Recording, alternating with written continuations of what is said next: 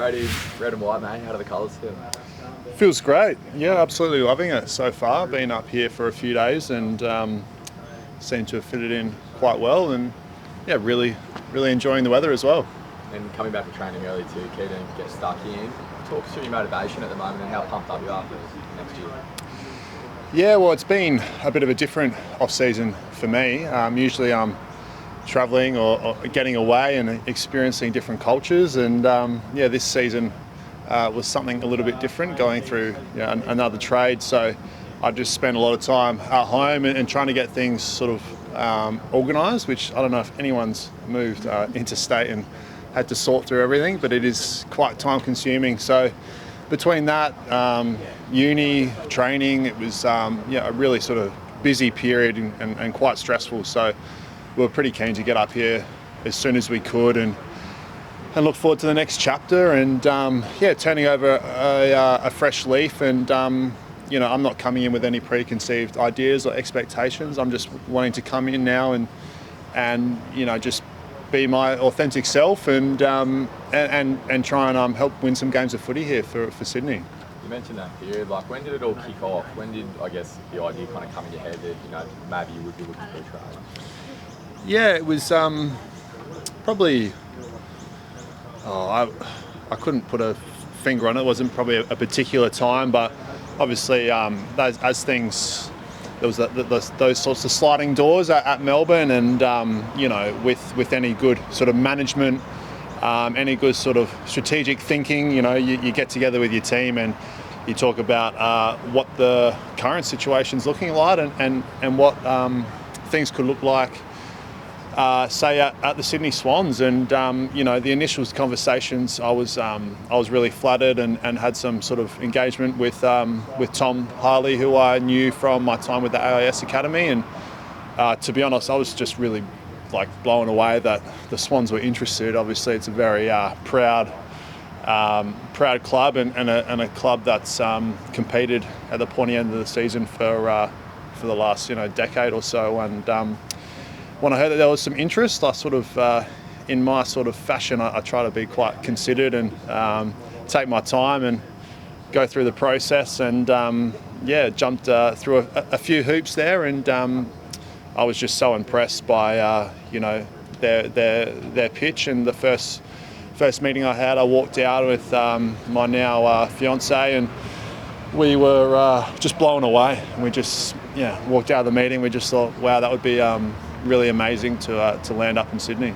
I understand the family were quite annoyed you didn't choose to go home. How did those conversations go? Yeah, my mum's already given me a call about that interview in the paper. She gave me a bit of a spray, so I won't add any more fuel to the fire. But that's just mums, right? They love their children and they want to spend time with them. But she's already booked tickets to come up for round one, and I mean, this is a great place to live and visit as well. And me and Rachel came up in the pre-season bye, and we're actually sitting up on the North Bondi little patch of grass, and we were daydreaming about what it would be like to actually live in Sydney. And funnily enough, it's sort of manifested itself, and now we've found a place there in North Bondi. And second day in, I've gone for a little surf, and it's just those sort of added bonuses that I'm really looking forward to enjoying. Was a return to Adelaide ever strongly on the cards,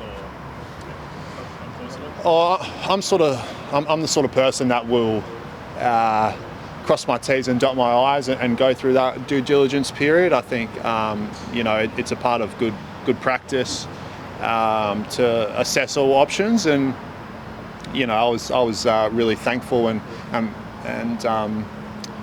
really blessed that there was that interest there. And it was a bit of an interesting time, as young talking about having a family and where we want to do that. Obviously, Adelaide's a big sort of pull for family reasons, but ultimately I just felt such a strong alignment here with the Sydney Swans, and that was ultimately the driving force. Was the move was about my work and where I could play my best football, and I felt that was here at Sydney. Brodie, you're in the midst of an incredible career, man. You know, there's already been such highs for you. Like, how tough was last year for things to kind of stall a little bit?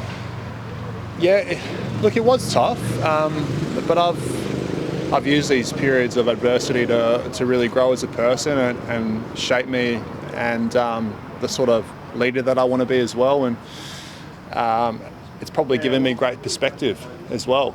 And I've had great support and interests away from the game that have helped buffer those down periods, you know, if you want to call it that. But it's all a part of the journey, you know. Football, if you're in there for 10 odd years, you're bound to have some interruptions, and it's just what you can learn from them. And I've certainly enjoyed those periods for what they were and looked inwards. And you know, I'm really glad to be here now and working with this side and looking to share those experiences in 2024 and beyond.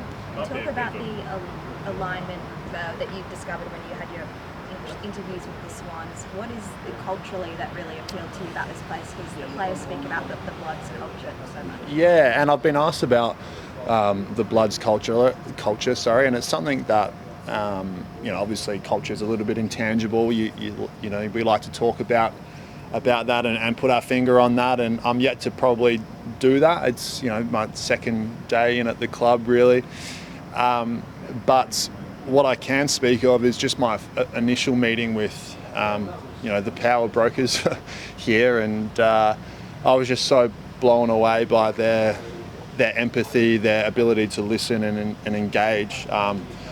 As people, I think ultimately we're in, you know, a high performance industry, and you know, results are really very central to what we do. But I was so impressed that I was able to, that they were able to really just get to know me and want to know what they could do for me and what I could do for them. And there was that real sort of personal feel to that interview, and that was probably the thing that really stood out, that there was no ego. It just felt really safe, if I want to call it that. Yeah, and I just sort of felt like they were my people, if that makes sense. It's sort of hard to put a finger on it, but we walked out and I felt, yeah, really connected. It's probably a bit strong way to put it, but do you hold any sort of grudges or any sort of animosity towards how your time ended at Melbourne, or was it pretty clean? No, definitely not. You know, I thank my, you know, I'm very thankful for my time at Melbourne, and you know, all parties went into that with the most pure intentions, and it really was a partnership, and it takes not just me, you know, Melbourne, Simon, Alan Richardson, the GM, Max. There was many sort of moving parts, and you know, I look back on my time there with really fond memories. I've developed some really good relationships just from my 1 year there, and I was talking to Angus Brayshaw literally yesterday on the phone while I was riding my bike up the Bondi foreshore, and yeah, that's a relationship that I would never have had I not been at Melbourne. So yeah, no hard feelings there, but we're looking forward to clashing with them in round one and hopefully getting the win. Two more questions, guys. There's, I guess, a bit of an added bonus that you moved up here with Taylor at the same time, given you guys played together for a fair few years at Collingwood. Yeah, it is. It's obviously you know, a daunting thing is moving, and a big part of moving up here was sort of leaning into that change. You know, I'm someone, as I said at the very start, when I like to finish the season, I like to go and explore and experience different things. And when this opportunity came up, I really sort of, me and my partner really sort of sat with that and thought, this is a really great opportunity to do that right now while I'm still playing and experience a whole nother lifestyle, and to have someone like Taylor be along for the ride is obviously, you know, he's going to be an ally for me sort of day one, and just a friendly face, and along with James Jordan, who I think the Swans fans will be really excited. He's hasn't been given the biggest amount of opportunity, but he's a really star player, and you know, even today in the time trial he was right up there. So you know, great players at different points of their career, and I think you know, the Swans will be great beneficiaries of both of those guys. And If your rivals all be guys as well, Brodie, there is, you know, the hope that the premiership window is now open. Looking around, is this squad ready to win a premiership next season? Well, I mean, you know, I wouldn't come here if I hadn't think that wasn't possible.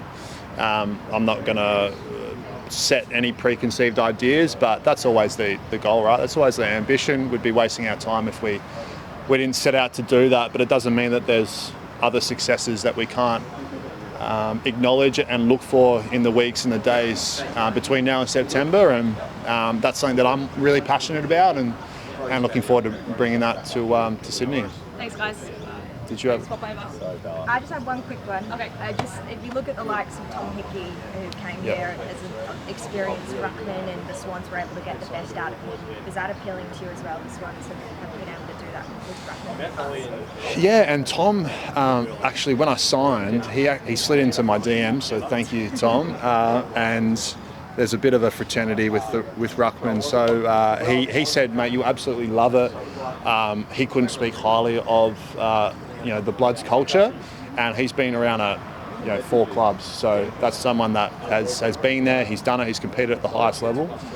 So to sort of have his insights was really cool, and you know, that's obviously a part of the pitch, is to continue to reinvent yourself as well. You know, I'm well aware that, you know, I played almost half the year in the 2, so I'm not coming here looking to walk up, start and rest on my laurels. I'm a very competitive person, and although I can be very laid back and laconic at times, you know, in my heart I'm a competitor, and I'm looking forward to trying to bring that next season. Hope you enjoyed the video. Make sure you head to the website to check out the Nike pre-season hub.